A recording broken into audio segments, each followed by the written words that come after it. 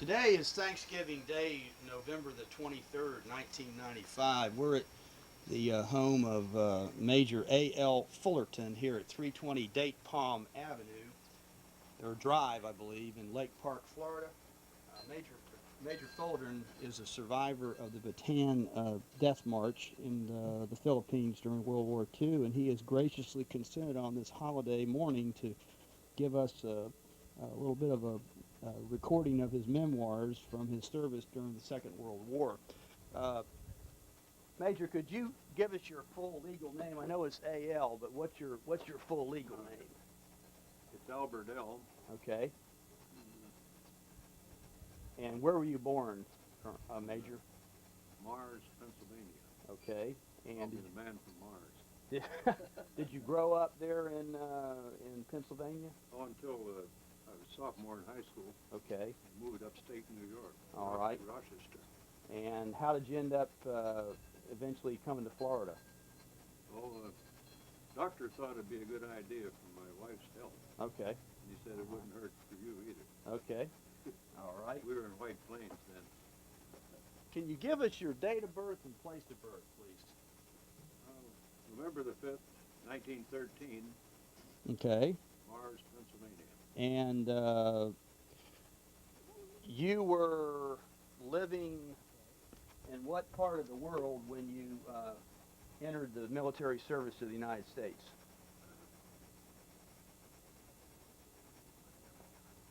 Well, I was working in Schenectady, New York.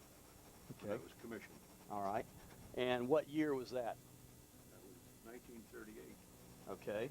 And you entered as an enlisted man, or did you take OCS? Neither one. I was commissioned as a result of the work I did for the War Department. Okay. All right. And upon receiving, I guess you were commissioned as a second lieutenant?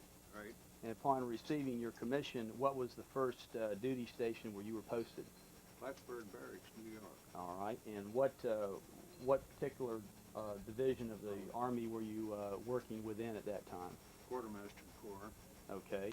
For the record, again, my name is Stephen Hilker, and I'm at 700 Reed Street, Palatka, Florida. I am sitting here by the Major. My dad, Robert Hilker, is sitting here. He's a veteran of World War II from the Pacific Theater. He's sitting here with me on this day, and we're doing this interview here with the Major. Now, Major, when you went to Plattsburgh Barracks, how long were you stationed there?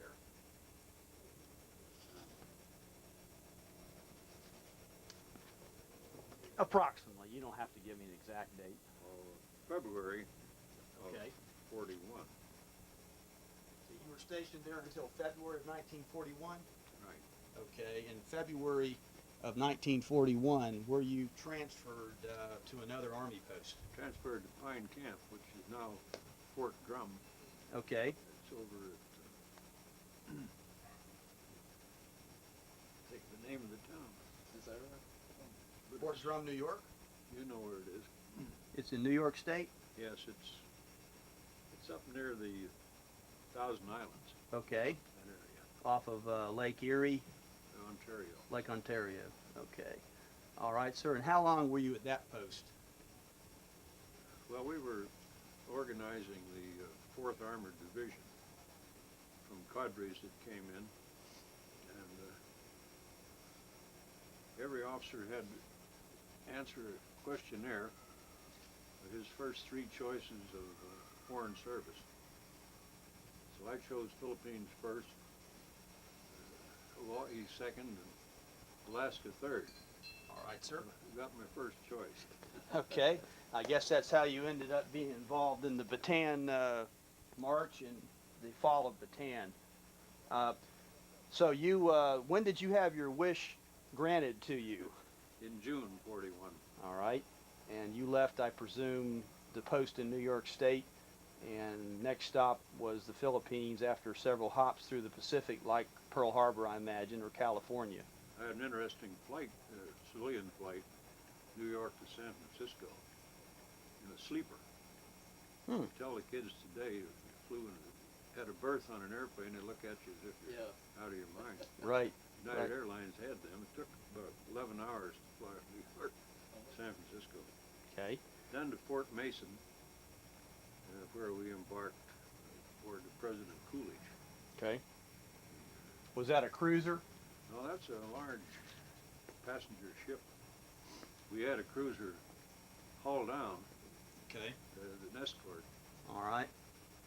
At that particular point, that would have been 1940, June of 41, I believe you said, which of course would have been about 4 or 5 months before the attack on Pearl Harbor. Was there a feeling within the military that something was probably going to eventually break loose involving the United States and the Far East? Yeah, we were building up to war strength. So the eventual hostilities were anticipated by the U.S. Army at that point. Oh, yes. Okay. Definitely. And when you left San Francisco on board the Coolidge, did you have any particular feelings as you saw the Golden Gate slipping away behind the ship over the horizon, whether you'd ever see the U.S. again? Well, that age and time, you don't think of those things. And you were about how old when you left San Francisco? 25. Okay. And did you make the first port of call in the Pacific, the Hawaiian Islands? Yes, just a brief stop to let off some troops. Okay. All right. And after you left Hawaii, what was the next landfall you made on board the vessel? Manila. Okay. Now, when you got to Manila, your obligations consisted of what duties at that point? Well, I was assigned to a division post commanded by General Wainwright. Okay. It was the Philippine Division.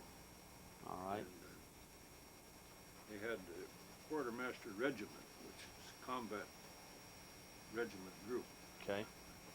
Armed people, and their function is to service troops in the field. Okay. And, we worked a good many hours in the build-up there to say the war strength. And some of the people were working on the mobilizing Philippine Army, Okay. which was a brand new project for General MacArthur to undertake.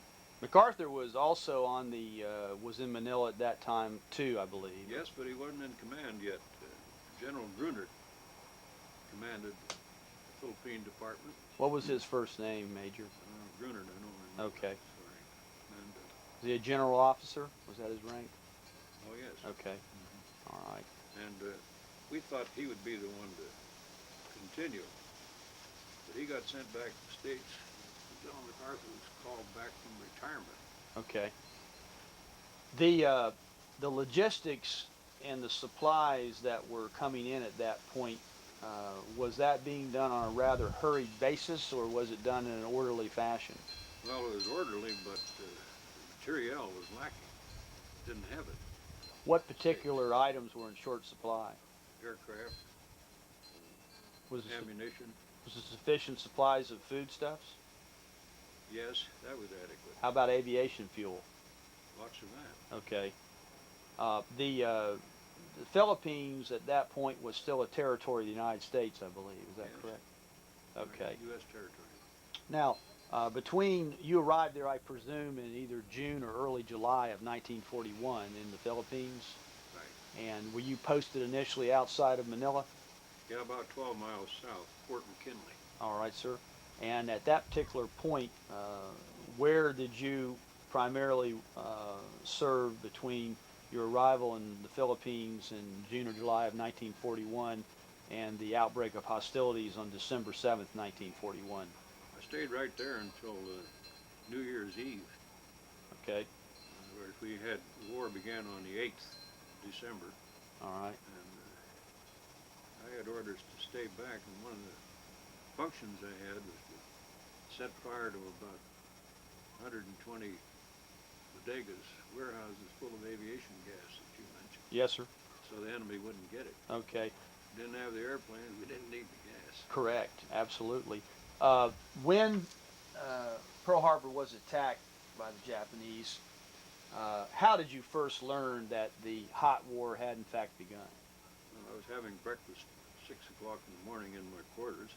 Was that on 7 December? 8. 8, next day. Yeah. See, we were a day later. Yes, sir. And KZRH Manila, with the morning newscast came on, 6:15, and we heard about Pearl Harbor. What was your reaction? What do you remember feeling or thinking when you heard?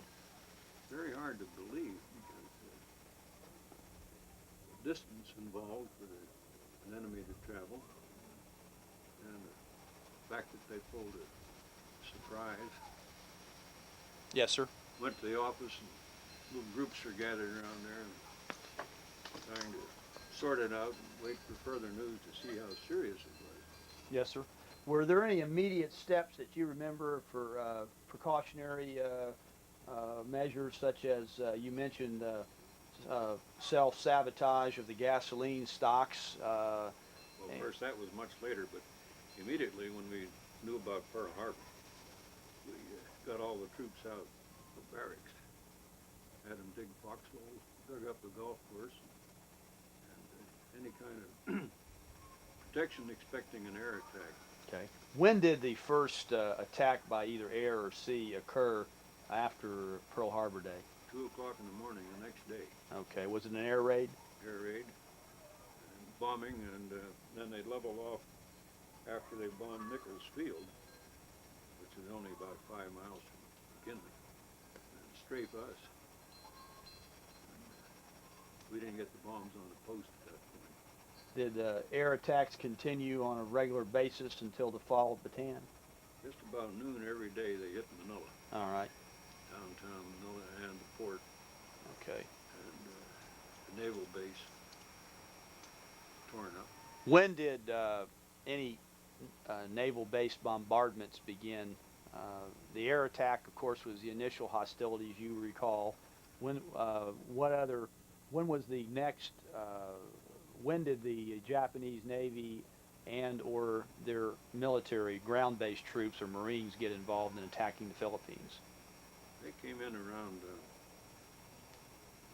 I remember it's good about 20th December, made a landing.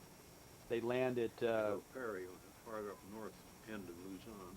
Okay. And then a little later on at Lingayen Gulf. All right. At that particular point, when ground troops, in fact, made a beachhead on the island, Luzon first, and I think you said Lingayen Gulf next, what were the measures that you recall taken to defend the island? Well, the troops were ordered out both north and south because there expected landings in the south end of Luzon, and that occurred. So they're pretty widely, thinly dispersed, and General MacArthur dropped War Plan Order 3 in favor of his plan, which was to defend the beaches. Well, there's over 3,000 islands in the Philippines. Makes a lot of beach. So he dropped that and ordered everyone into Bataan, take up a defensive position in the peninsula.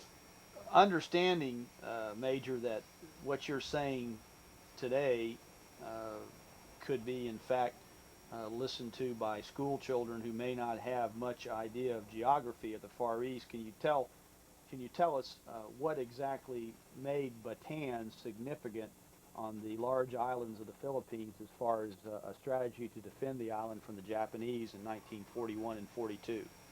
That peninsula extended the whole length of Manila Bay. Manila Bay from Corregidor, the outmost island, which is defended well, all the way to Manila is about 30 miles. So the peninsula of Bataan provided a place that would prevent the Japanese from having control of the harbor. Okay. Were there sufficient stocks of ammunition, materials, and foods and medicine to have maintained a defensive position on the Bataan Peninsula? Yes, up to a certain point.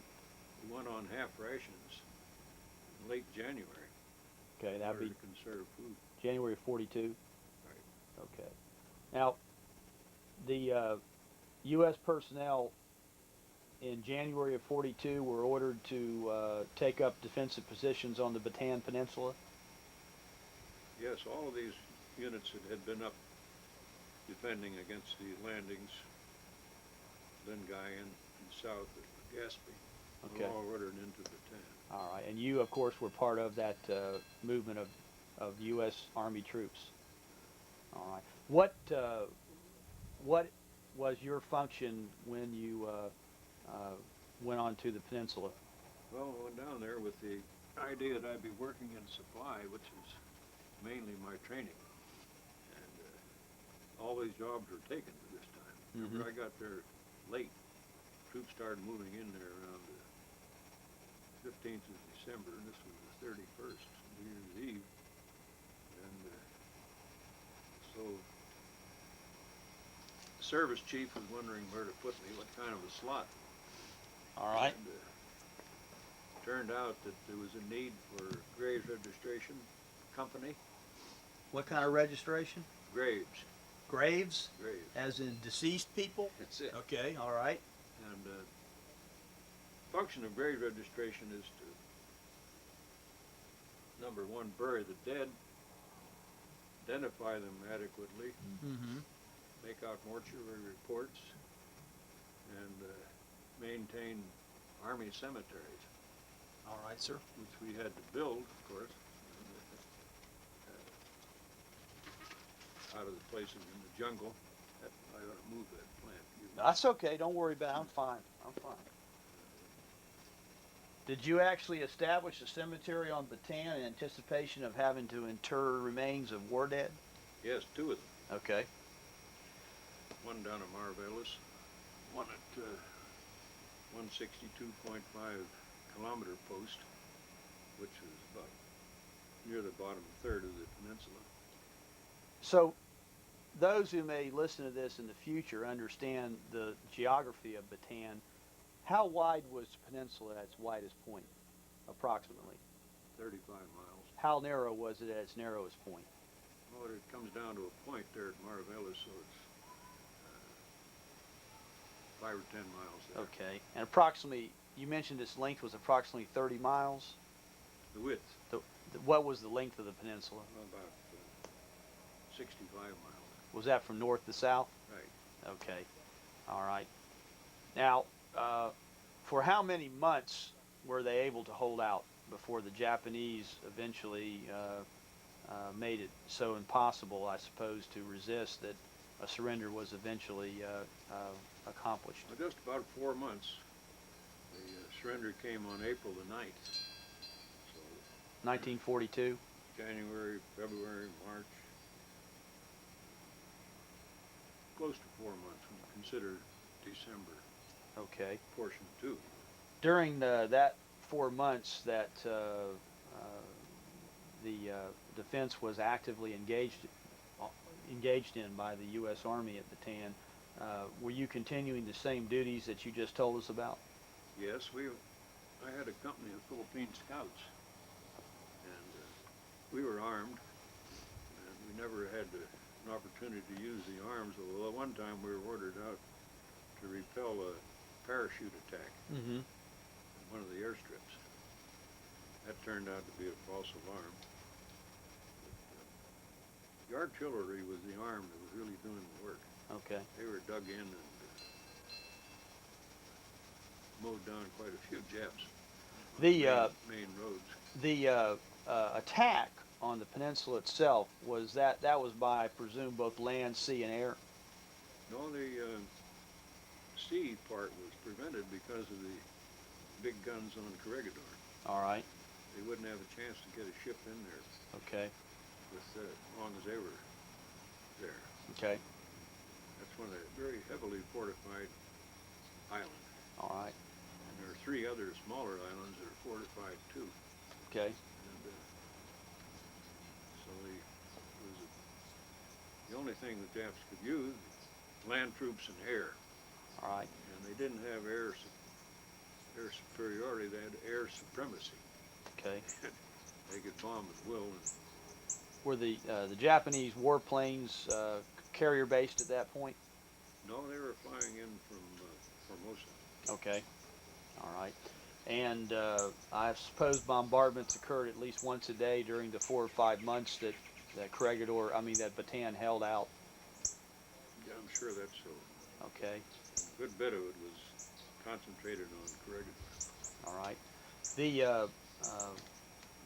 The land forces that were encountered in the attack on Bataan, did they make amphibious assaults, or exactly, if you can remember, what type of infantry-based land troop assaults were made that you recall during the 4 or 5 months that the peninsula was defended? Yes, there were 3 points in the southern end of the peninsula that the Japanese made landings with an effort to cut off. Cut the Sew peninsula in two? Close up the bag with all the troops inside. And we sent troops down there. Even the Navy sent a battalion in there. And our better troops, such as Philippine Scouts and the 31st Infantry, worked on those points. And they wiped out all the Japanese. Okay. They were crack troops. They were Japanese Marines. And I saw about 500 of them dead in their machine gun pits, where they put up a defensive line. And they'd been in the sun about 10 days. So there was something to create a... Now, was an invasion mounted from the northern end of the peninsula where it joined the main island of Luzon? The Japanese invade from the north, trying to come down the spine of the peninsula, or they just make feints into the eastern and western edges of the peninsula? Well, they held the line in the north end of the peninsula. And as time progressed, they moved their line south. Our defensive line Okay. shrunk too. All right. And when the surrender actually occurred, was most of the peninsula still fairly well being held from the defensive position that had been maintained since New Year's of 1942? No, we were, nearly everyone was ordered down to Marvelis. The southern end of the peninsula? Okay. And this was orderly retreat, you want to call it that, but it was all encompassing. Both roads that run down, the 2 main roads on Bataan, the west and the east, and nothing in between but mountains. These roads were packed with troops. Approximately how many American personnel were on Bataan during the 4 months of its defense? Just roughly, no exact figures are needed. 25,000. All right, sir. And was there ever a time when there was any threat of starvation or malnutrition before the Japanese actually began interring POWs? Oh yes, there were people trying to grab everything they could to eat. They even chopped down the palm trees to eat the hearts of palm. I suppose Snakes, lizards, anything you can, in the way of wildlife they could get. I suppose resupply was out of the question at that point. That's the trouble. We couldn't get any. We were blockaded. Right. Japanese Navy effectively blockaded resupply by sea.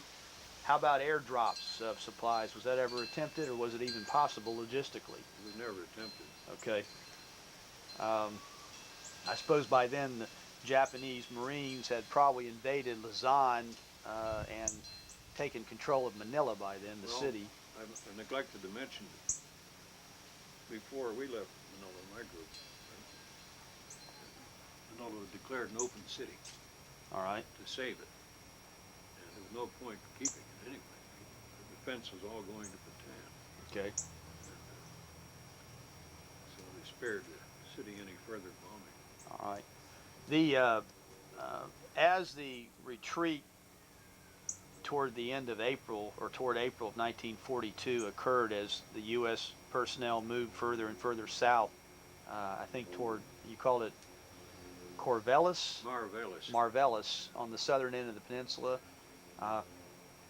How narrow did how narrow a slice, or how small a slice of the peninsula from north to south actually occurred before the surrender took place? Let's say the bottom third. Bottom third was held still by U.S. troops when the surrender occurred. All right.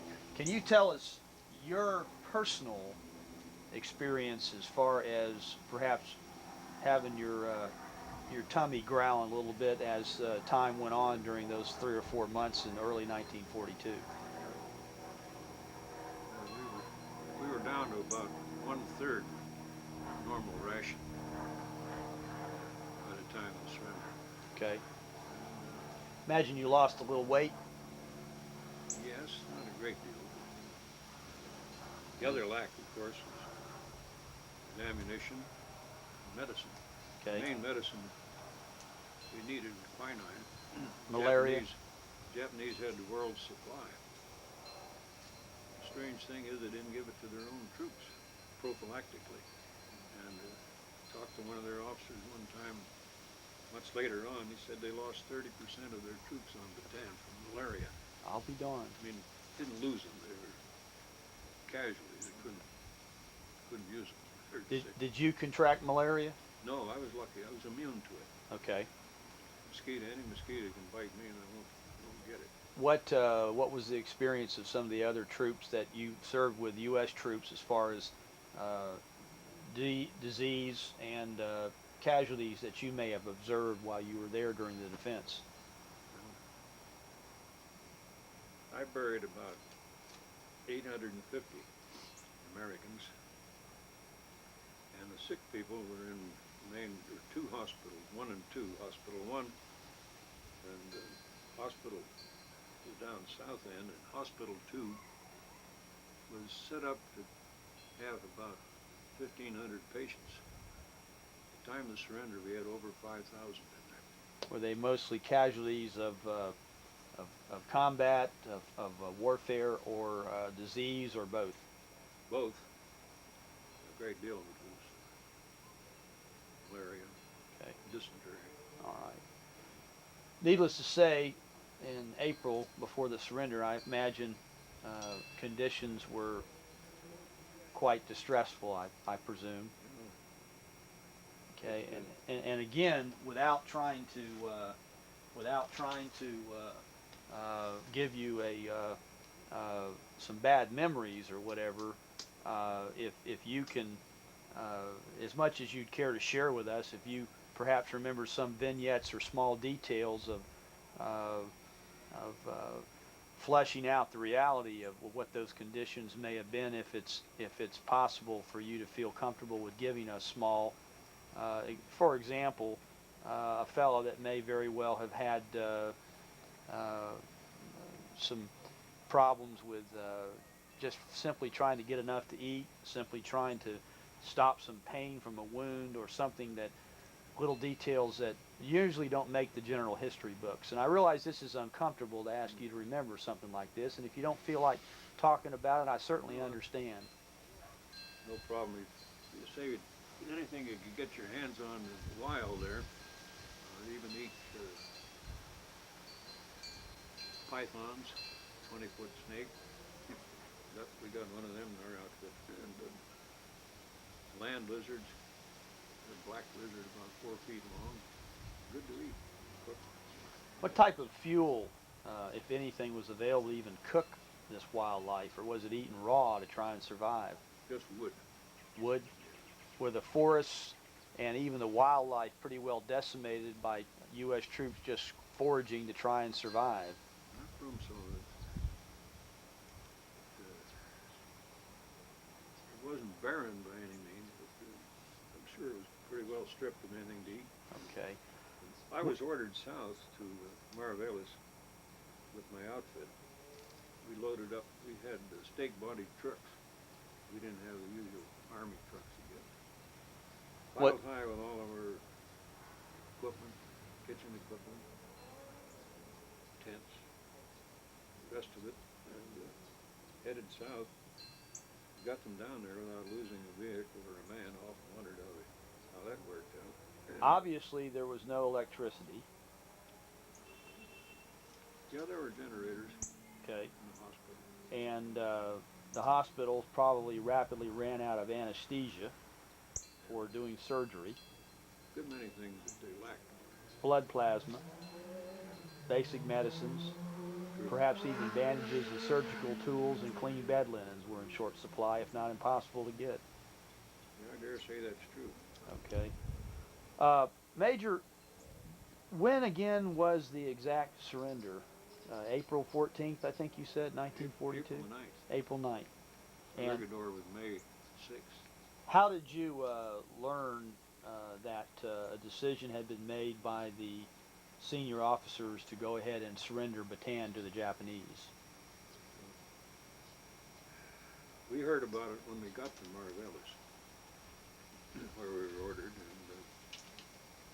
and then word was passed around that General King had ordered us, all of us, to surrender. And it didn't take long for bad news like that to travel. Sure.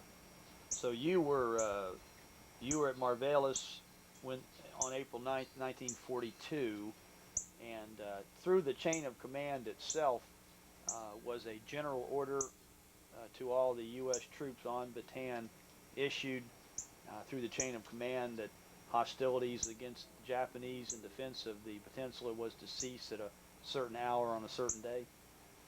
Just word of mouth because there was no communications. Okay. It was all torn up. Radios were destroyed. Yeah, well,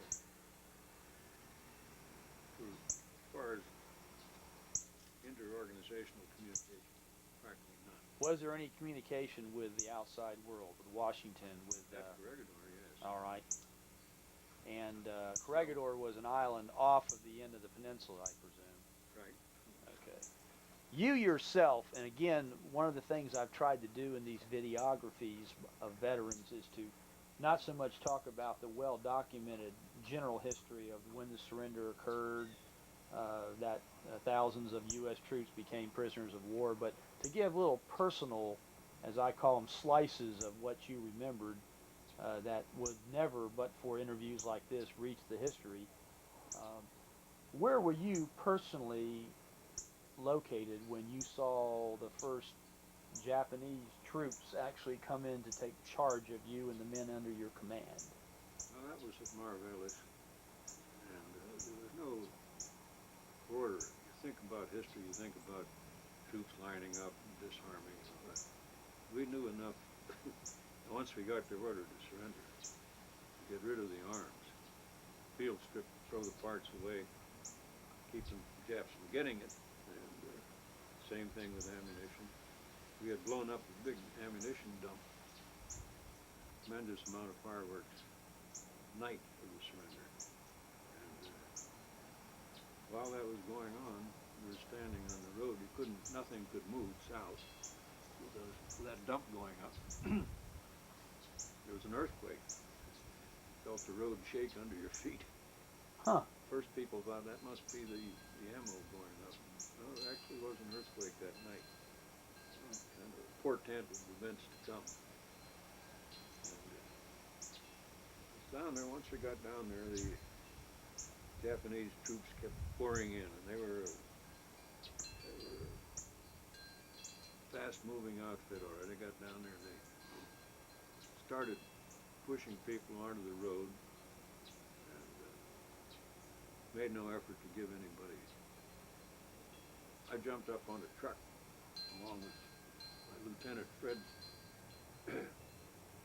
Koenig, and we got a ride up the zigzag, which is a steep road up the peninsula.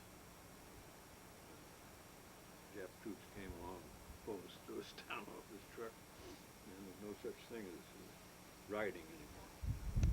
When you can you recall the moment when you had field stripped and destroyed your arms, destroyed your ammunition?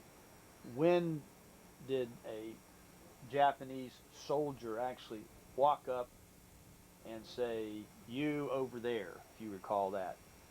Oh, it'd be about 8 or 10 hours later. That was in the early morning of April the 10th or April the 9th, 1942? That'd be the night of the 9th, I mean.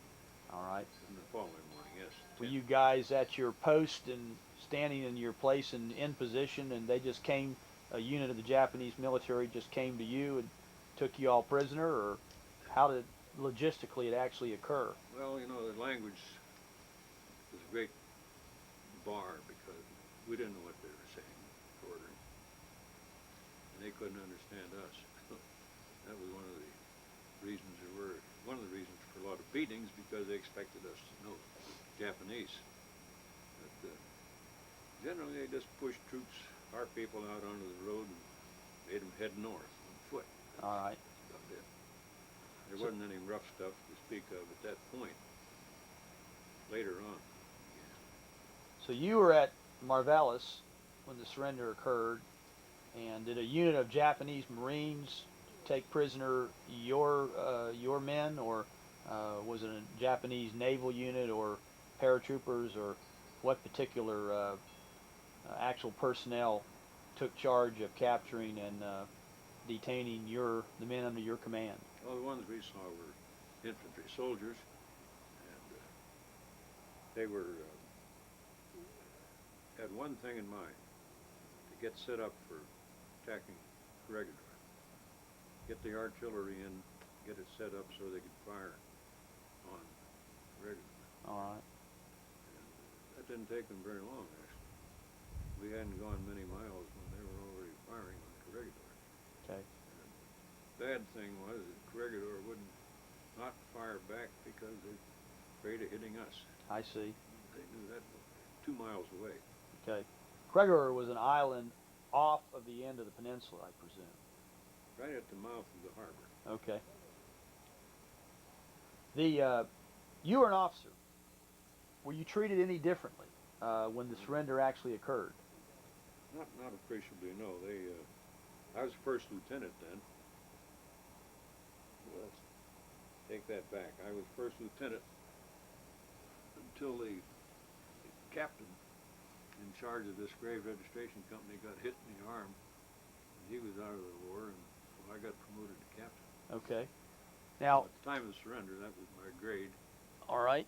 You obviously had the insignia of an officer. Did the officer or the leader of the Japanese unit that took prisoner your unit, did he salute you? No.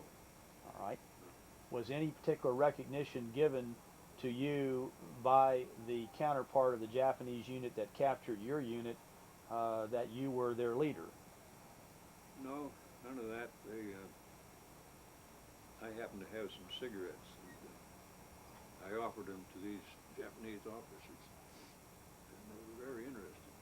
American cigarettes. And he took them and reached in his pocket, took some money out to pay for it.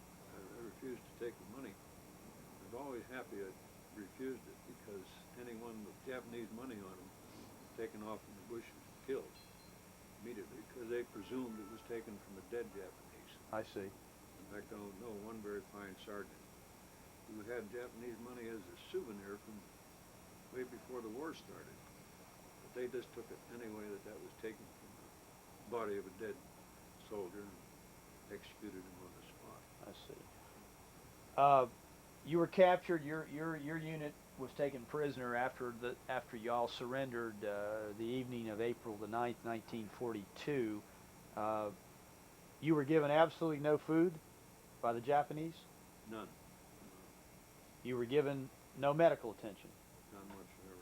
No food, no clothing, No. no water, No water. Right.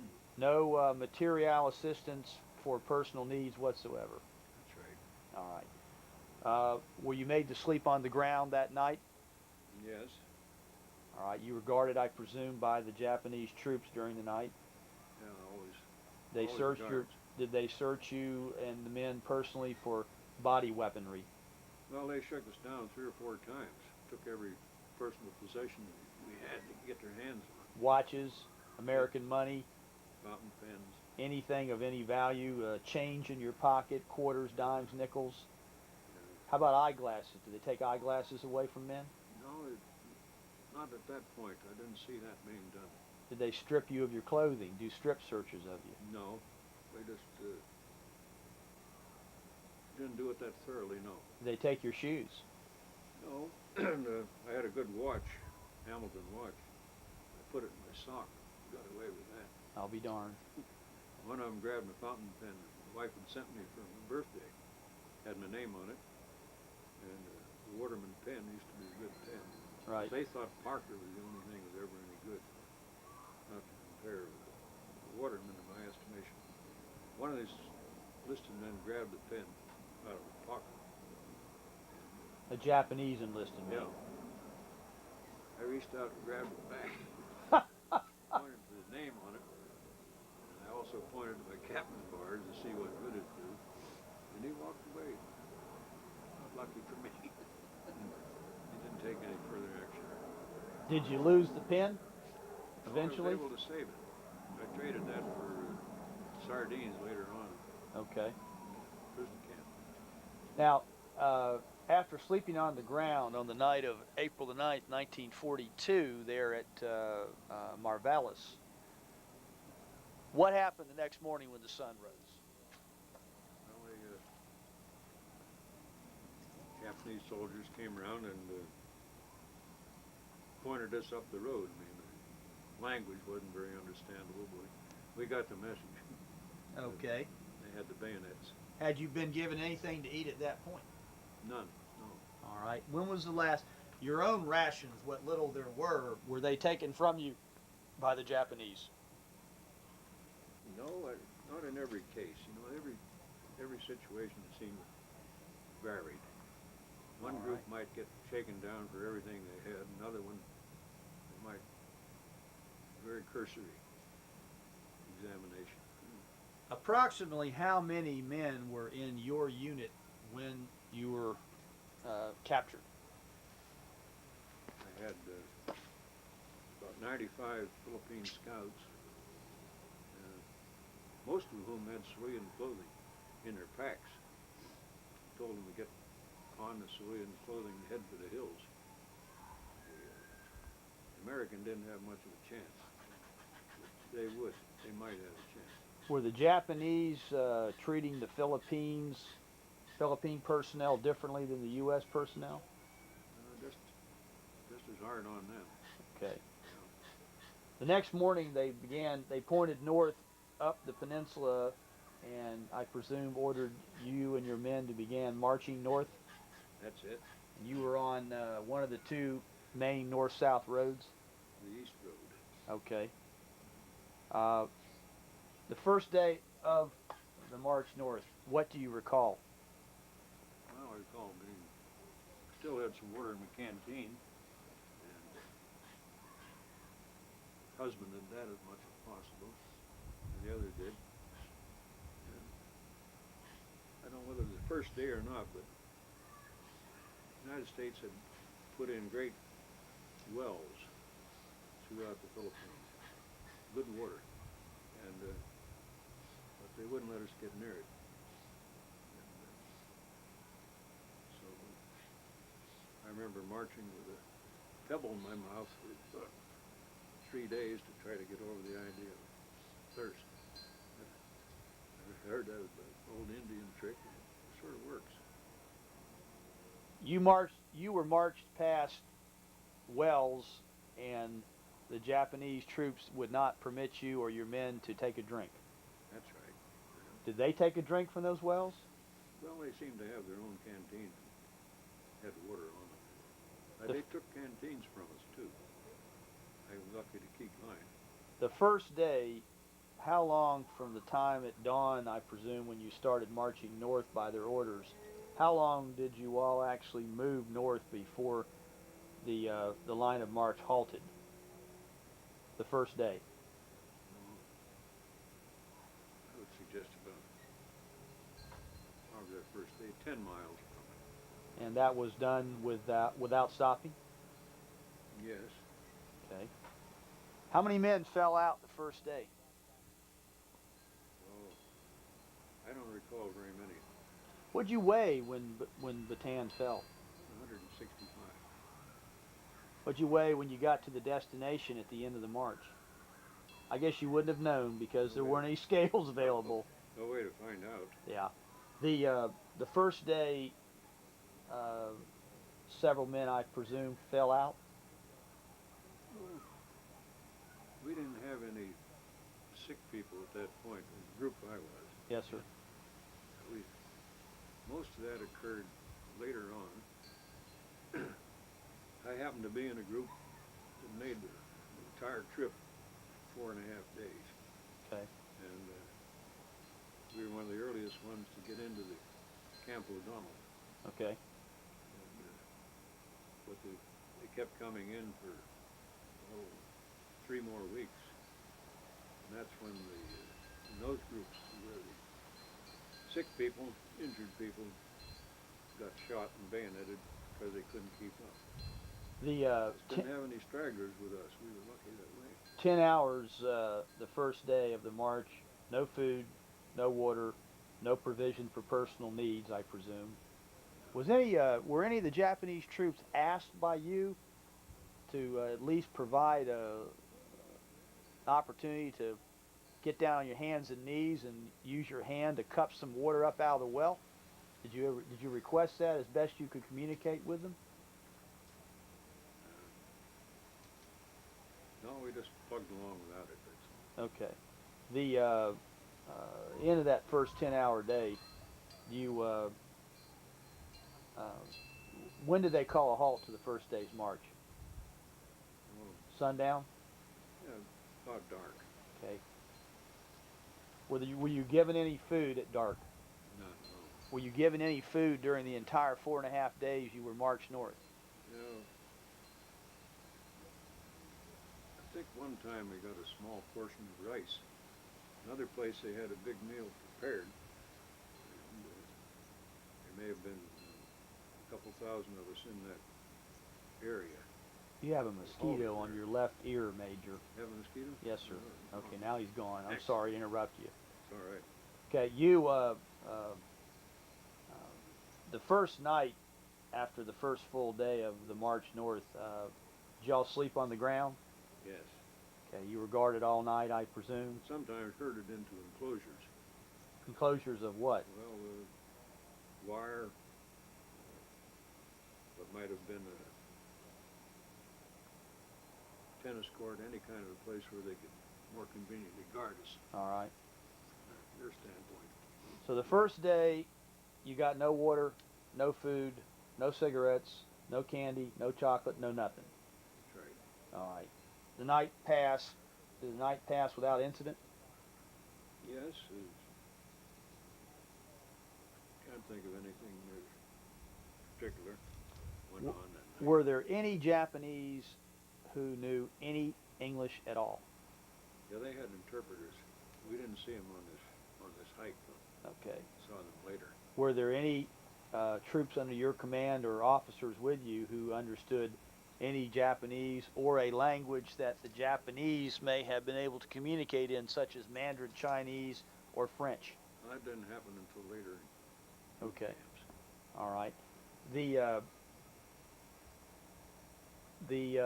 dawn of the second day of the march, what time did they get you guys up? About daylight. Were you able to get any sleep at all, being without water or food for over 24 hours? Well, we could sleep. Okay. Were there insects, mosquitoes, ants, roaches, spiders? The main thing was April was about the height of the hot, dry season. And with their troops and their artillery moving down that road, dirt road, constant dust and everything. And, that was one of the big problems that added to the thirst, Okay. fatigue. It was hot. What were the daytime temperatures? Well, I suppose it's high 90s. Okay. At night, did it cool off much? Enough to be reasonably cool. What happened on the second day of the march? Well, I was trying to remember where the shakedown occurred. This is a town called Balanga. And that's the schoolhouse there where General King formally surrendered to General Homa. And I went back this past April, saw that place. had a trip there. And You went back April of 1995 to Balanga, yeah, well, all the other points. 50 too. years after the surrender occurred. That's right. Okay. Actually, 40, 53 years. Okay. The I'm sorry, that's correct. The Second World War ended 50 years ago this year. That would all- 53 years because the surrender occurred in 42. I'm sorry. They marched you to the end of the second day. You reached Balanga. Yeah, and there we were held in this big courtyard. Again, any chance they have an enclosure, they conveniently guard people. And while there, they really shook down everybody. Anything- Strip searches. Yeah. Well, no, we don't get totally. Is that where you had your little tug of war with your fountain pen? It was. Yes. Okay. Did they provide you at that point any food, water, or other items of personal comfort or care, or just basic provisions? They didn't provide anything. Okay. Was any man under your command or within your eyesight at that point wounded or sick? I can't recall in our group, they say somehow or another, this group of 100 that I was with, and General Jones was one of them,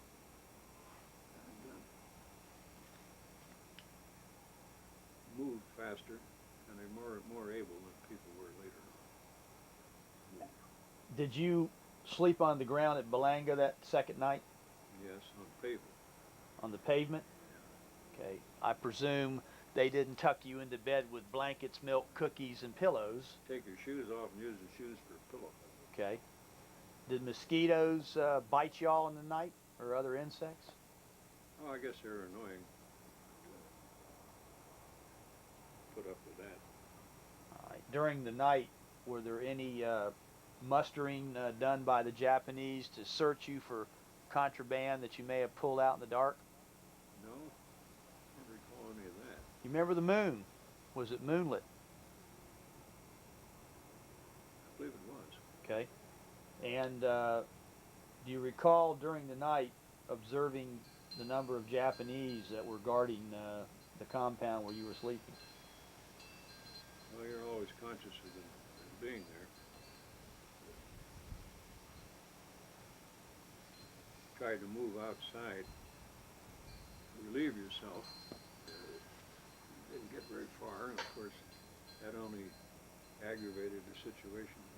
That does bring me to a point in the interview that, if you don't want to answer this, certainly you feel free not to do so, but when you did have to either urinate or defecate, did they even let you stop to do that, assuming what little you were able to do with having had nothing to drink or eat for 2 or 3 days?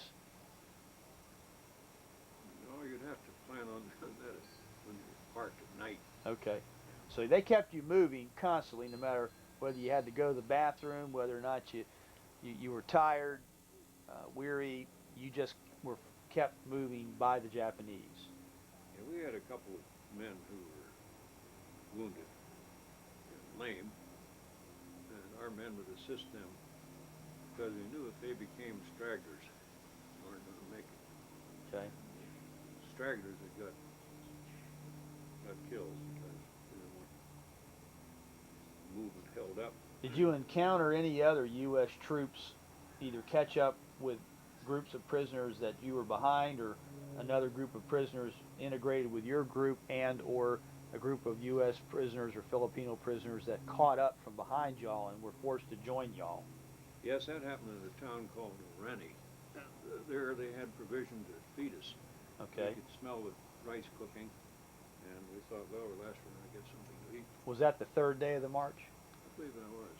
Okay. Was that the end of the third day? I couldn't tell you exactly. Okay. What was the pavement like on this road? Was it a coral rock road, a paved road?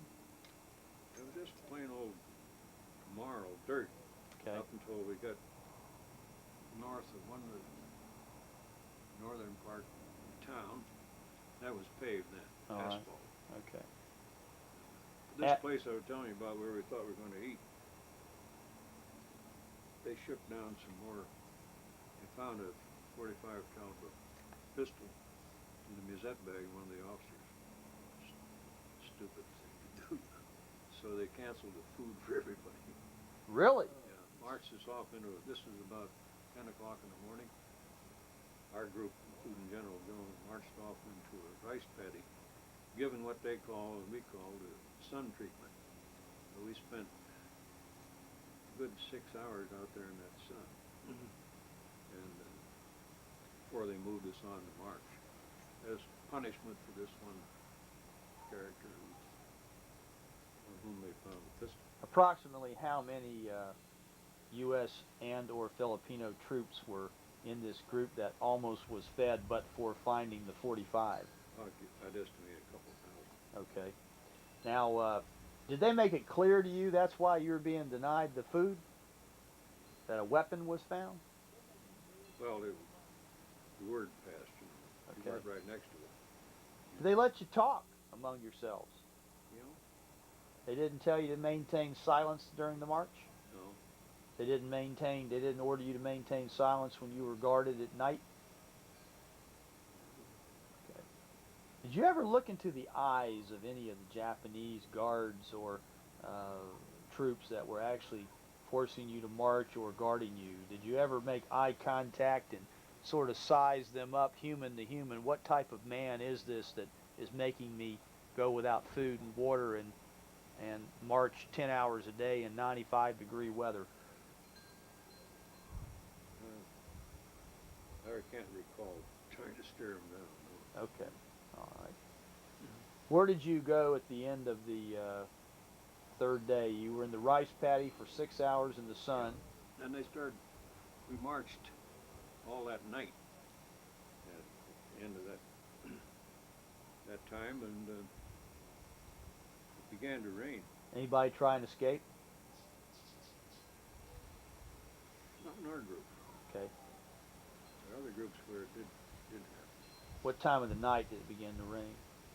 Oh, I guess 10 o'clock or so, and it's in the dry season. It was a very welcome rain because it could wring out the sleeve of your shirt and get some water in your mouth. Okay.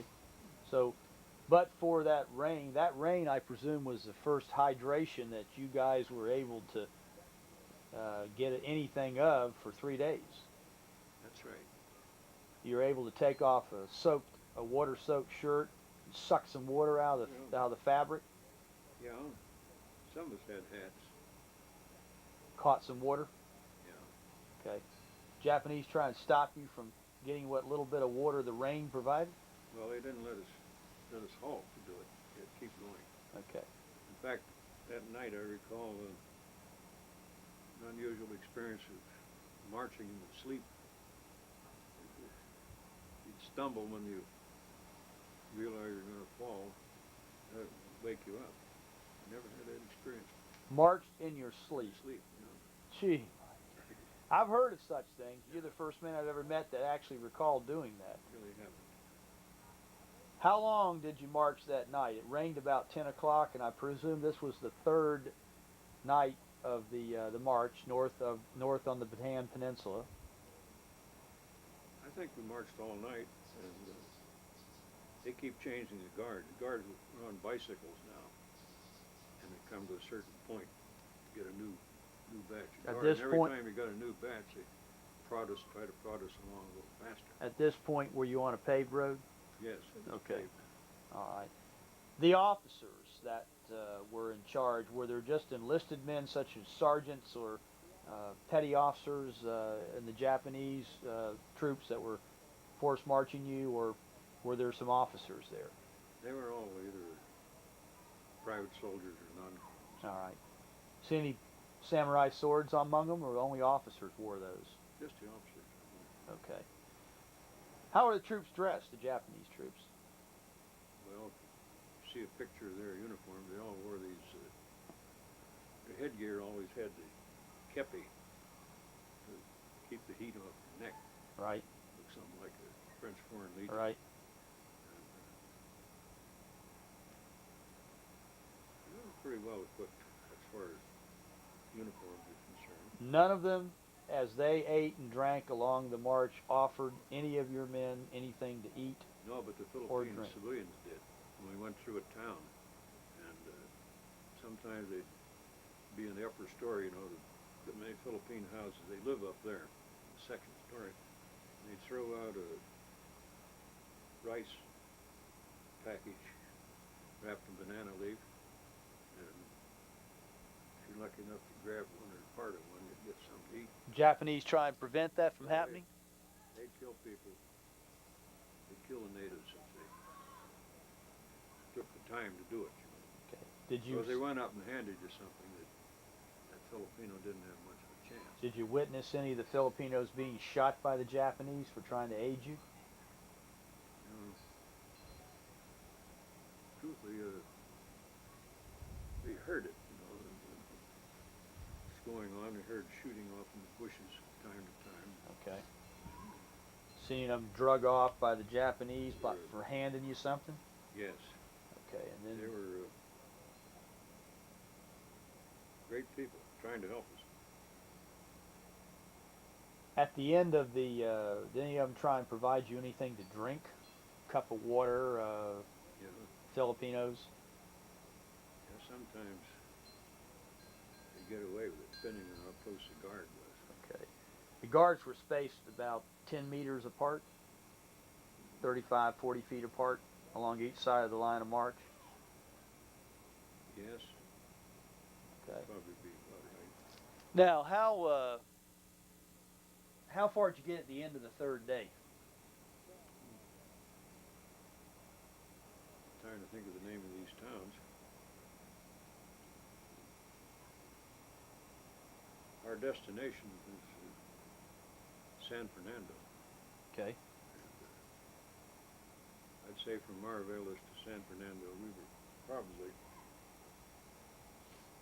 over 40 miles 40 miles? on the road this time. Okay. The end of the third day, where did they, you marched all night. At dawn, after the rainstorm at 10 o'clock the third night, did they halt you for the day, or they keep marching you around the clock on the fourth day? As I recall, we kept on going.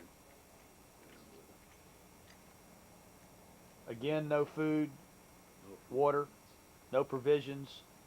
none.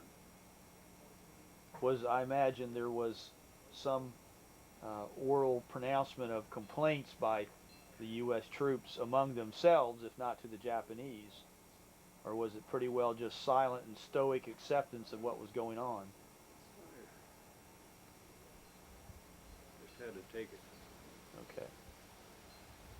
Anybody ever gather and pray at night? No, I think that was individual too. Okay.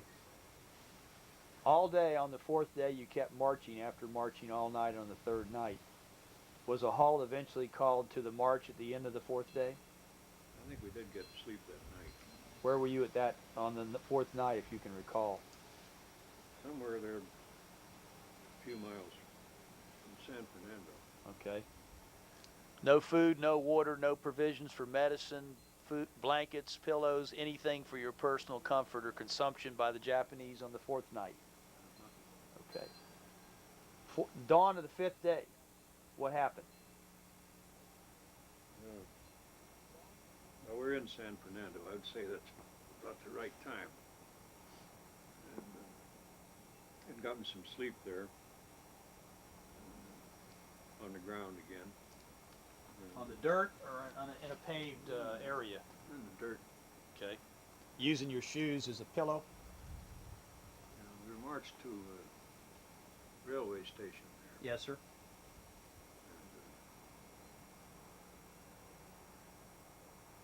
And, made us board these cars, which were about the size of the World War I 40 and 8 car, and steel cars, plenty hot. They put about 100 of us in each one of those cars. Packed in like sardines, I presume. You couldn't sit down, you couldn't lie down, you couldn't move because of the person next to you. If somebody did pass out, he had a hard time falling down because he was wedged in there. You guys were pretty well stacked up like bowling pins, I presume, in there. That was it.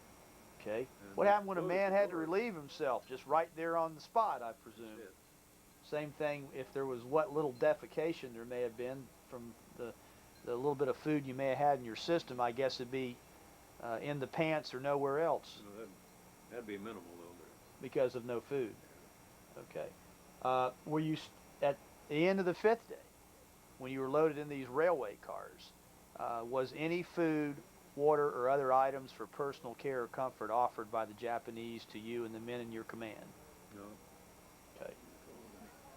You were loaded in the cars around noon on the fifth day?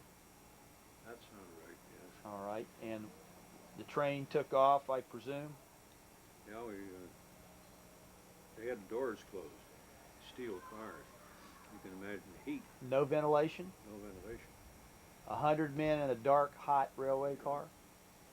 And after some time later, I can't remember how long, they let us open the door back, get a little air. People were back in the car, really bad shape. Where were you in the car, Major? Well, I just recall not being too far from the door. Okay. Lucky. When they closed up those cars, those railway cars, doors of those cars at noon on the fifth day, and that was at San Fernando. I presume it was both hot and dark inside the car. Plenty hot. Okay. How long did they keep it? Was it dark inside the car? Yes. How long did they keep the doors shut after noon of the fifth day before they'd let you even crack it open? Timing there is difficult for me to remember. I know eventually they did give us a little bit of a break on that. How long did the train move before it stopped after it pulled out from San Fernando? Well, it didn't stop till we got to the destination. How many days, nights, and or hours, if you recall, did the train keep moving? I think the trip took about 10 hours. Okay. And the destination was a town called Capus. Okay. Was that further north on the island of Luzon? Right. All right. When you, I presume, everybody had to stand up and hold their place. No food, no water, very little, if any, ventilation for that 10-hour ride. Yeah. Okay. Did the train stop for a count of prisoners at any time during the 10-hour trip? Not till we got out at Capus. Okay. Did anybody fall out or die or give up during that 10-hour ride? Any men in the car? You said about 100 men were in each car, including the car you were in. Did anybody just plain die at that point? They hadn't had food or water for 4 or 5 days. Some passed out, and I think we were able to revive them when we got outside. Okay. At that point, physically, had you become numbed to the lack of nutrition and hydration, food and water at that point? Or were you sort of in a catatonic state almost? Or what were you feeling at that point? Worst feeling is thirst. You can do without food very easily if you have something to drink. Right. You can buy a long time without food. The water you need. We got water when we got there at Capus. Okay. You got to Capus. The doors of the cart were thrown open, I presume. Yes. Japanese troops. Yeah, same guards. And we had a count then. They ordered you out of the car, I presume. Did they line you all up Yeah, do a roll call. by name or just number? Just numbers. Did they ever record your names at any point? Oh, later on. Okay. Service numbers, A year and a etc.? half later. Okay. So you fell out of the cars at Capus, and at what point were you first given anything to drink or eat? I think we got some water down there. Most of them didn't have any canteen. Okay. They come by with a water bucket and a dipper and just give every man a dip, or how is it physically done? Just help yourself if there was a faucet there. Okay. You line up and try to wait your turn. First time you got something to drink, what do you remember it feeling like? Pretty great. Did you drink with your hand or just sticking your mouth under an open faucet and man behind you telling you to leave some for the fish? When I got into O'Donnell, the drinking thing was really critical then because there was one faucet for 9,000 men. So you stand in line maybe 15, 16 hours before you got a water out of that weak faucet. How long did that method of hydrating your fellow American soldiers last, where you had to wait 16 hours to get something to drink? Well, pretty critical for a couple of weeks. That went on for several weeks? Yeah. How about food? You Well, they reached started to give us rice then. a ball of rice? Rice and greens. Okay. Raw greens or cooked greens? Well, they cooked them. All right. Was that no meat, no McDonald's hamburgers, obviously? No protein. Okay. And for how many weeks were you watered and fed in the method you just described? I could say over 2 years. Just like that? Well, yeah, rice and greens, that's it. No protein sources, no cheese, no meat, We got no chicken? 4 Red Cross parcels in 3.5 years. And they consisted of what? Oh, corned beef. Japanese didn't take those away from you? They took, that's why we only got 3.5 years. They warehoused them when they were shipped in by the International Red Cross. Used them for their troops. All right. Were you This has been established. We thought that was what was going on, now we know it. were you housed at this particular Camp O'Donnell for 2 years? No, I didn't stay there that long. I left there, got in there about the 14th of April, and 1942? 1st of July I left. 42, yes. During the several months that you were at O'Donnell, the conditions of receiving food and water were as you described for those 2 months? Okay. How many men were actually around you that were U.S. and or Filipino troops? Well, the Philippine troops are in a separate enclosure. Okay. Philippine, and there were about, I'd say 30,000 of them. Our Americans, there were about 9,000. How they house y'all, Major? Well, they're in what used to be Philippine Army barracks, Okay. which you sleep on bamboo slats, no beds, no, and, 4 bunks high? no, just a long row. Okay. Just a plain wooden frame building? Did they work you in any way or just basically warehouse you under these food and water conditions? Well, they started taking out details, men, ship them down different airfields and so on. And, but for those who stayed there, the only real work that to be done was the medics to try to do something to the sick and get labor enough to dig graves. Now, you mentioned something that I wanted to bring up. Your job before capture was managing internment of anticipated casualties. Did you, while captured, perform a function similar? Yeah, General King was still there. He called me over, told me I was going to be in charge of grave registration. So my job for the next 2.5 months was getting details together, bury the dead, and maintain mortuary records. I got paper from the Japs through our adjutant and made them separate mortuary for each man to be buried. And I buried 1,500. 85 were unknowns because there's no ID on them when we got them. We picked up the bodies at a place called Zero Ward, which was the last stop. And these people were terrible shape. So emaciated, skin would practically fall off the bone when you picked them up. These were American troops. All Americans. Okay. And, Where did the Japanese allow you to inter your troops?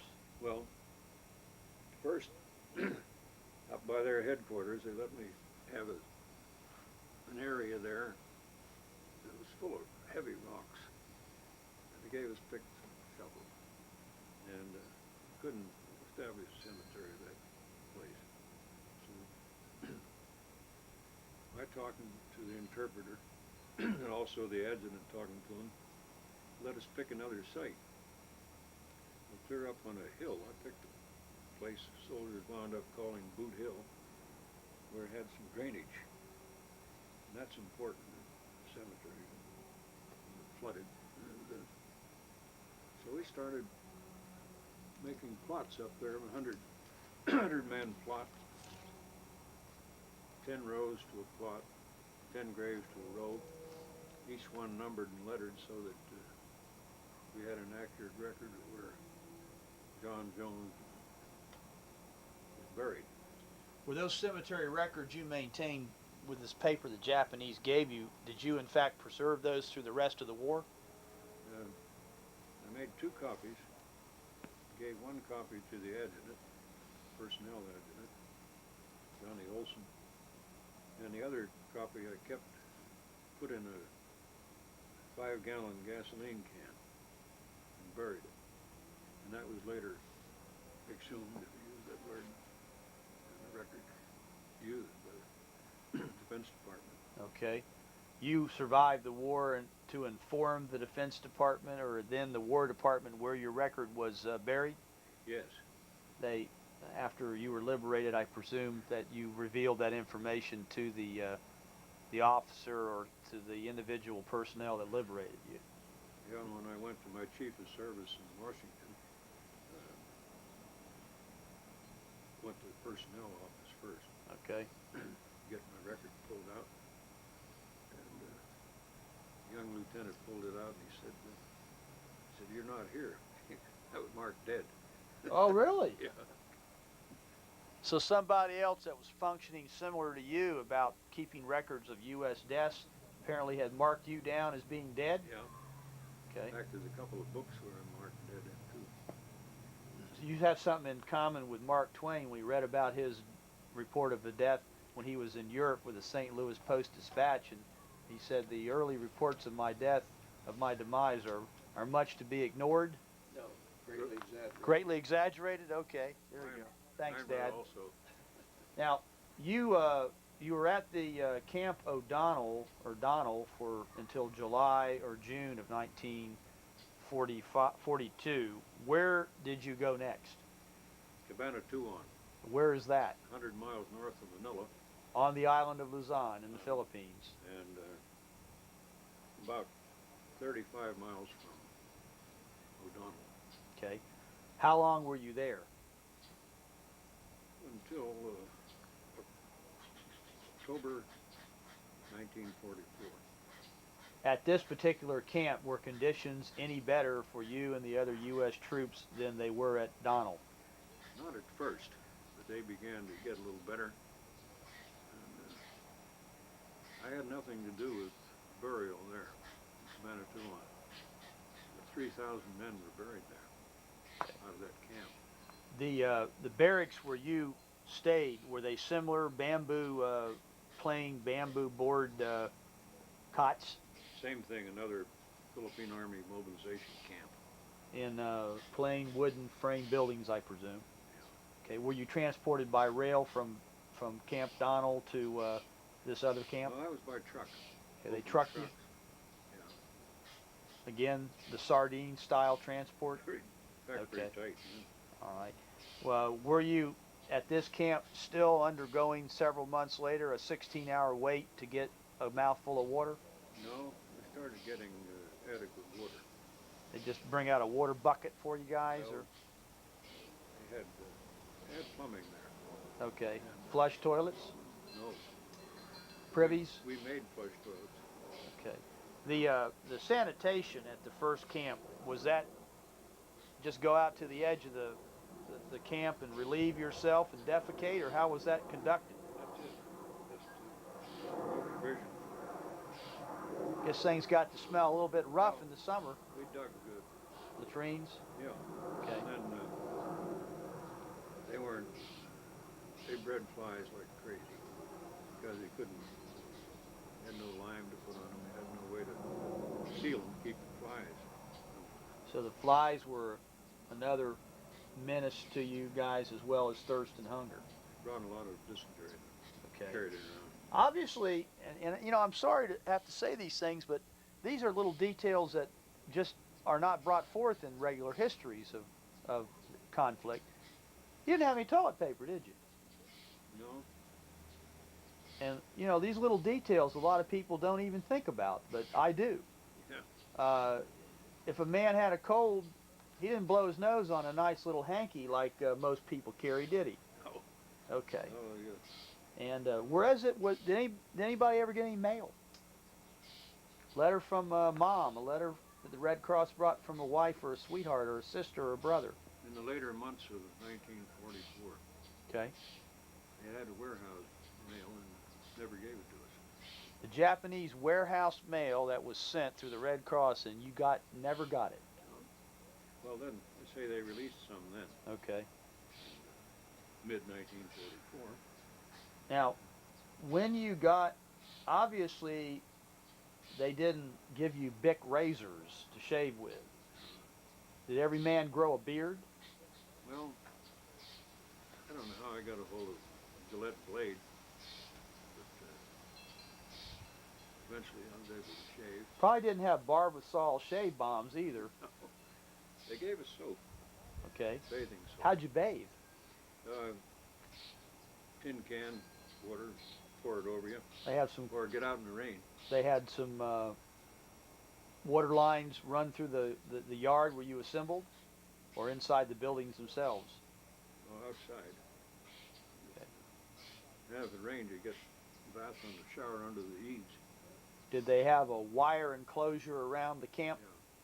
Guard towers and a gate? Too high, about 15-foot high barbed wire, two sections of it, with a space between, and first one was one if you touched, you got shot. Electrified or shot? You No, get they shot. Tower, Okay. that happened. Did you see some men killed trying to escape? Yeah, one in my barracks. He wasn't even trying to escape. He went over there. He had a little garden plot near that one fence. And this enthusiastic guard saw him there and shot him. No rhyme or reason to it. So you probably had to take care of burying him as you did many others. At that camp, I didn't have that job. Okay. Only at O'Donnell. The camp that you were at from 1942 to 44, you mentioned conditions were a little better there. How many men were there? I guess the peak there was probably about 10,000. Did they do any work with you Yeah, guys? we worked on a farm, bare feet, for 2.5 years. Planting rice and other crops? Yeah, Did you get to eat any of the food you planted and produced? cassava, no, they took it into town and sold it. And we didn't get any of it. You were still being fed water and rice Greens, and greens. whistle weeds we call them. Okay. You were fed once a day? No, twice. Morning and evening? Yeah. Okay. How Morning. long was your work day on these farms? Every 10 hours. Okay. 7 days a week? No, I had Sunday off. They allow you men to participate in any religious exercises like church or other social activities that you might have had the energy to engage in? certain periods they did, permitted the church. And they'd come along and consider that any gathering like that, we were plotting to escape and break it up. Okay. And eventually get permission to do it again, off and on. Was you mentioned that conditions at the second camp where you were interred for approximately 2 years improved somewhat. How did they improve? Well, one thing, we got the first Christmas here, we got in a Red Cross parcel. Okay. And sanitation got very much improved. We had an engineering officer who did a great job organizing the streets for drainage and also sanitary latrines. He talked the Japs out of enough wood to build seats with lid, a pit down there, and some chemicals to treat material in the pit. These were on the edge of the compound. Yeah. All right. Was the soil removed periodically that had been so soaked with feces and urine and disposed of, and fresh soil brought in? I remember. I think the chemical took care of it. All right. They made them pretty deep. Japanese gave Also, you enough hand tools to. Took a 55-gallon drum and mounted it on an axle, and tipped that and flush it down into a lower pit. Huh. It was really ingenious. Great job. Japanese obviously supplied your men with enough sufficient hand tools to accomplish this engineering work. Yes, they did. All right. Luckily. Was there any rapport at all established during the internment? Did any particular guard learn enough English, or you learn enough Japanese to learn something about each other as human beings, or was that never done whatsoever? Well, we had a couple American interpreters who helped set up American command. We had our own command there. It's a Japs insisted on it. Really a good thing to have. And they named who would be the commandant. It was a Marine officer named Colonel Beecher. And even though he wasn't senior, he was the one the Japs chose. And he had the tough job of running that camp. And, Did you ever see anybody get beheaded? no, never did. How about executed? Executed, yes. Without going into too much agony on a festive holiday here, Thanksgiving 1995, is there any incident, again, personal vignette, that you'd like to tell us for posterity about witnessing an execution of a U.S. soldier by the Japanese? Well, there was an attempted escape in that camp, and we were all assigned squads of 10. And if one man escaped, they'd shoot the other 9. In this one case, the attempt to escape failed, and they took half the squad and digged their own graves, shot them, and hung them up on the fence. Filipinos walking by, example to everybody else. Did you watch them shot?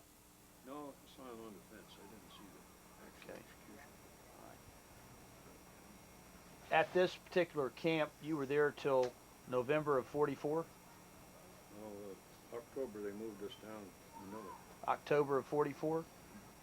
Did you know that the war was going on and it wasn't going well for the Japanese? Yeah, we had a hidden radio. Okay.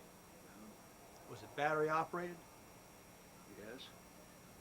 And you would turn it on occasionally to try and pick up broadcasts? 2 o'clock in the morning they'd pick up KGEI San Francisco. All right. And the news was disseminated very carefully because the American soldiers would start telling the guards about this and that. And they'd come in, tear everything up, shake it down, look for the radio. I presume by November of 44, when you were moved from this farm labor camp, did you have an idea that an invasion by U.S. troops was imminent? Yes, we heard that MacArthur was in Leyte. All right. Did you recall, or do you recall, any U.S. air raids or other offensive operations by U.S. or other Allied troops about that time? About the 21st of September, 450 aircraft from Halsey's 3rd Fleet flew over in one massive flight. First 1944? 44. First American airplane we'd seen since before the surrender. What were the Japanese reaction to that?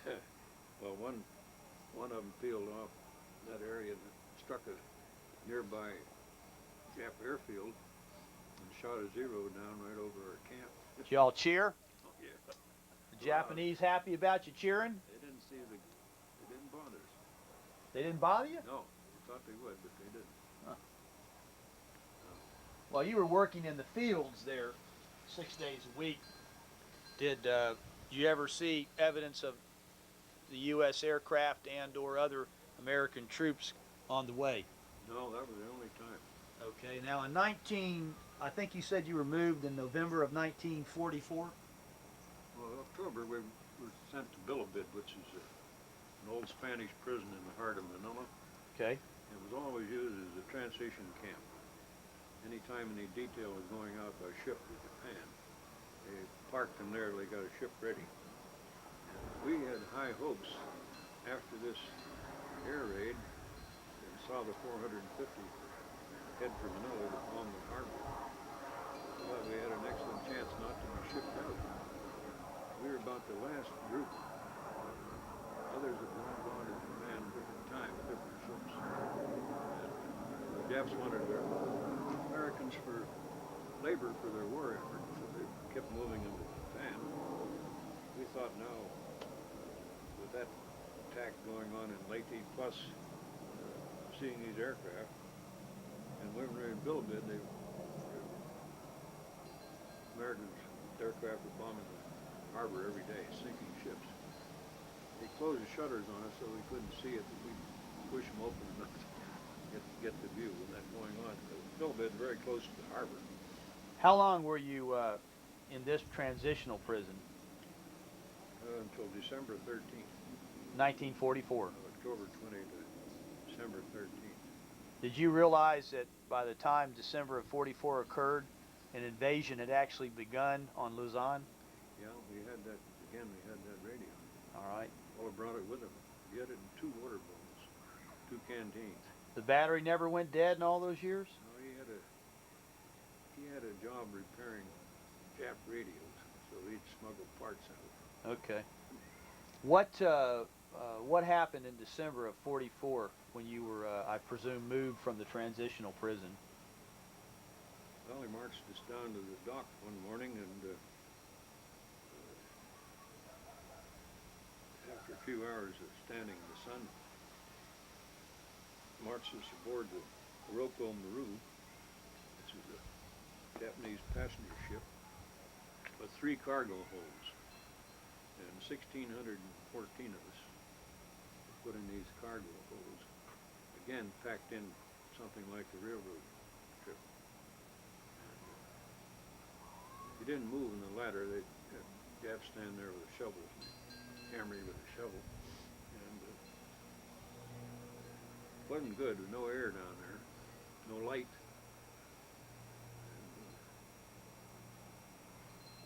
First night we lost people to suffocation. Where were you standing in the hold? I think I was in the middle hold. And they had tiers there, like they used these ships to transport Jap troops. So they like these shelves, maybe 4 feet and then another 4 feet built into the hold.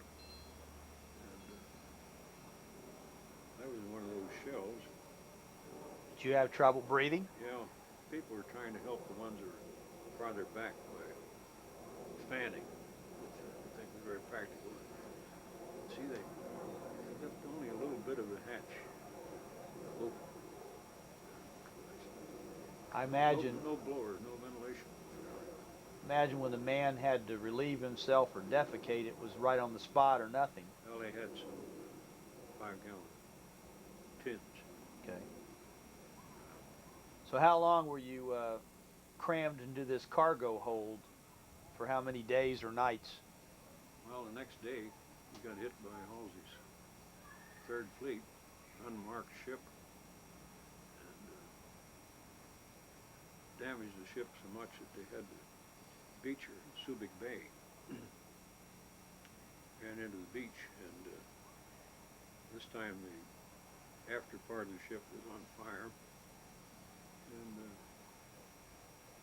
They let y'all out of the hold at that point? not yet. We lost from the bombing about 150 in that after hold. We had practically a direct hit, and our hold, we lost people from suffocation. Some people got crazed. You had to hit them over the head to keep them from killing you. The men would bite someone's arm, try to get something, get a drink. Blood. Yeah. And this went on, and during the attacks, you don't have that panic so much as you did when they couldn't breathe and had nothing to drink. No water whatsoever came down in that hole. How many days? Well, let's see. About a total of 2. Once the ship was on fire, they evacuated all their own people, the upper decks. They had sick soldiers going back to Japan, Japanese civilians who worked in Manila going back. They got shot up pretty badly, so they evacuated them. You guys were still in the hold. Well, they took some of our doctors up to try to treat the Japanese wounded. We're still in the hole. And then the aircraft came back, hit us again.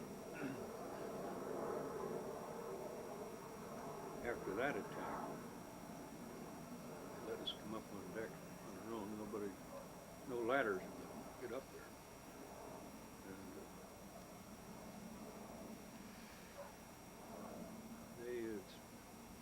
it was obvious without anybody telling you that they wanted us off the ship. They wanted to get off too because they may get another attack and the fire was going on in the after part. I went over the side and swam about 1,000 yards to the beach. And that was like getting new life, getting into that salt water after that. I had blisters over my entire body, about the size of a quarter. Heat blisters, intense heat, dehydration in that hole. They had a cone of fire rigged so if anybody got outside of that while he was swimming ashore, they'd machine gun them. And 5 chaplains on a raft tried to make their way. They couldn't swim. And the tide carried the raft out past this cone of fire and killed them. And they do some other pot shooting some of the guards on shore did it. For no obvious reason. And then rounded us up. Got no only clothing we had was underwear because you weren't going to swim with anything on there. You're going to make it. And herded us into a tennis court.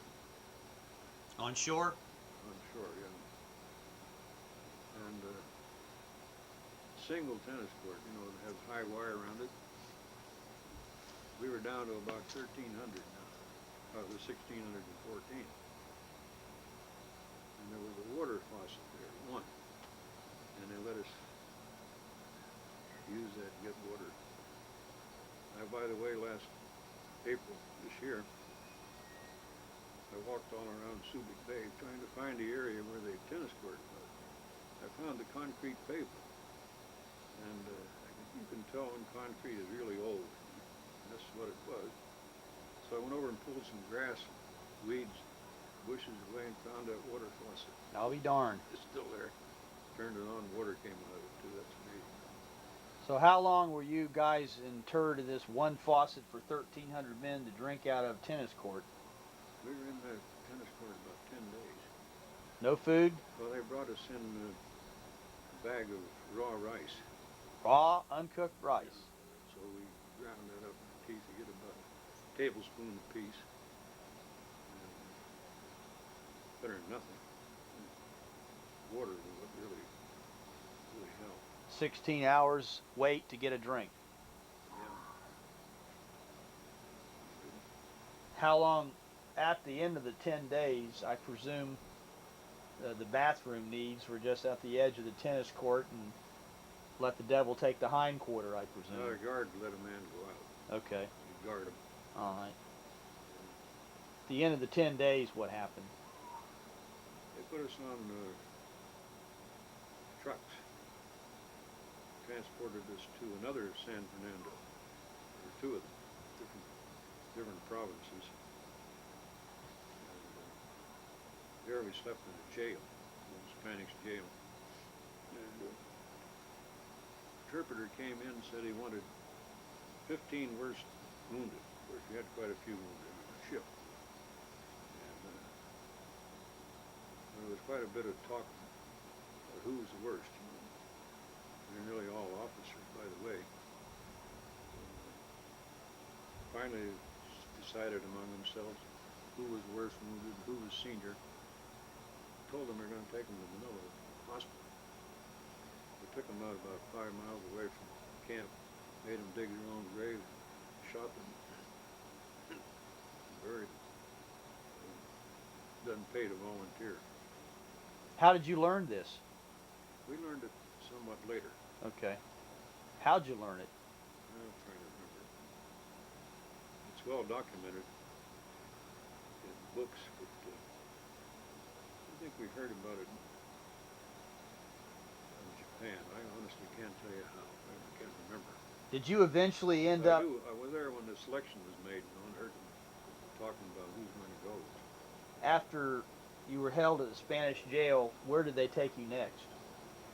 Marched us down to the beach in San Fernando. Lingayen Gulf. Parked us on the beach. Meantime, American aircraft are making raids. And a couple of Jap details came over and started digging in the sand where we were. And we dug up 55-gallon drums of gasoline. We were parked over the gasoline while the raids were going on. Next move was to put us aboard a ship. There were 2 ships there. Rocco Maru. No, she was gone. Brazil Maru and Noro Maru. Those 2. And a real deep hole. A little more air to breathe than in the first one. And they had taken a carload of horses on the ship. And the bilge was full of the horse urine. Made some pretty heavy fumes when the ship started moving. And we even found some millet, horse feed, and then ate it. We weren't getting anything to eat for a few days. And the ship got underway and moved to, headed for Cacao, Formosa. It's another point that the Japs always used in their transports to Japan and the Philippines. And we're in this harbor about a day when we heard anti-aircraft firing on the deck above us and on shore. Our aircraft came back and hit the ship we were on. Killed about 250 in one hole. A few in the hole where I was, and quite a few wounded. No effort was made by the Japs to do anything for the wounded or to remove the dead. They, after about 2 days, by the way, it was cold. still had no clothes. We swam ashore and it was starting to get bitter. Something like moving from West Palm Beach to New York State in the middle of winter. They sent some corpsmen down there, Japanese corpsmen. They painted cure chrome on a few superficial wounds. They didn't do anything at all about the fractures. We had capable doctors with us, half a dozen. They had nothing to work with. No way they could help the men whatsoever. So then they came down with chunks of wood, started hammering these plugs into where the bomb fragments had gone through the side of the ship, tried to fix it up for travel. We gave up on that, moved us to the other ship, and that one, after 49 days, got us into Moji. I don't know about you fellas, I'm getting mighty dry. Well, I tell you what, it's about time to let you go to your Thanksgiving dinner, Well, we're not going to eat that soon. and we're about ready. We're out overdue to get back to ours. I realize your schedule is pretty full for the rest of the weekend, but if I have an opportunity to review what I've done, I want to make sure that the sound quality was sufficient, and I will certainly, if there's a problem technologically or logistically or chronologically, I'd like the opportunity to perhaps come in a few weeks when I'm down for Christmas and maybe pick up where we left off, if that's Sure. okay. Glad to have you. And I appreciate, Major, very much you sharing your experiences with us, and we'll go ahead and call a lengthy, an extended recess to the record. Yeah, And I'll see how this came out, and then I'll be back in touch with you, and we'll pick it up in a couple of weeks. So it's about 1 p.m. now on November 23rd, 1995, with Major. Fullerton. A.L. Fullerton. A.L. Fullerton, here at 320 Date Palm in Lake Park, Florida, Date Palm Drive. My father, Robert Hilton, Steve Hilton, and myself. And we'll go ahead and call a recess to this and pick it up later on. Thank you very much. I appreciate that. That was great. Sorry I got a little long-winded there. That's all right. I'm sorry. Well, I got fascinated by what you were saying. memory is a little difficult after Well, I don't. many years. The only thing that concerns me is you may be right. I maybe should have mic'd you because some of the aircraft going overhead and the air conditioners and I don't know. This is a very, very sensitive microphone. It's incredibly. Hate to say it. It was made in Japan, but it's kind of ironic it'd be Japanese. But it's amazing how sensitive that mic is, and I'm really gonna be interested to see whether it picked you up. I think it did. I'm gonna see. It's an incredibly sensitive microphone. We didn't have a lot of aircraft. Usually do this time of year. Well, I guess they're all taking a rest, ready to haul them back and forth tomorrow. Excuse me. Yes, sir. Yeah, we need to get going.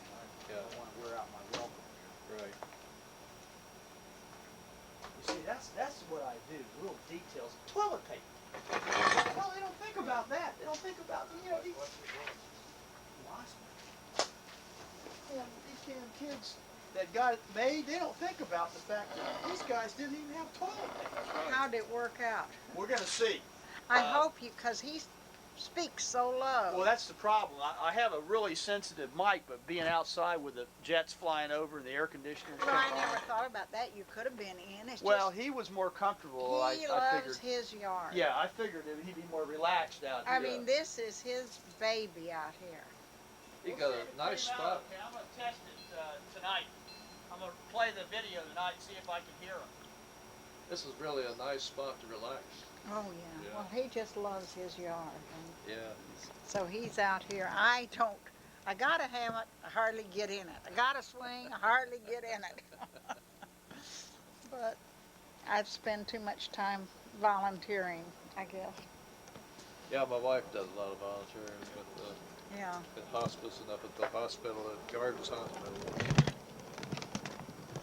Well, sorry to And, hey, bother your you didn't Thanksgiving, but I bother. really appreciate it. Nobody's coming over till 2 o'clock. Okay. And I thought, well, most people want to watch the parade. I did, but I didn't have time. That's right. they had the, what, Macy's Macy's parade? parade. Yeah, which is always excellent. oh, yeah. And of course, if we were over at Bonnie's, the kids would all want the football game. Yeah, oh, yeah. But I think I can get away with not having them. Yeah, tell Chuck and Bonnie I said hello. Yeah. So one I time haven't we seen were- them in a long time. You get down very often? About 3 or 4 times a year. That's all. about it. And it's not very far, but it's No, it isn't. hard when you're working. Well, I flew this time. Oh, you did? I flew. Do you have your own No, plane? ma'am. I got Mom got me a cheap ticket out of Orlando. It was only $100 round trip. I thought maybe because Ralph Maybe. Do you know him?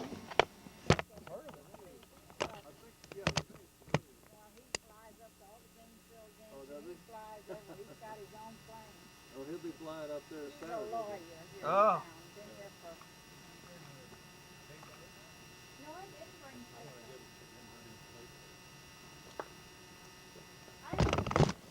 Okay. Can you hold the bear or something?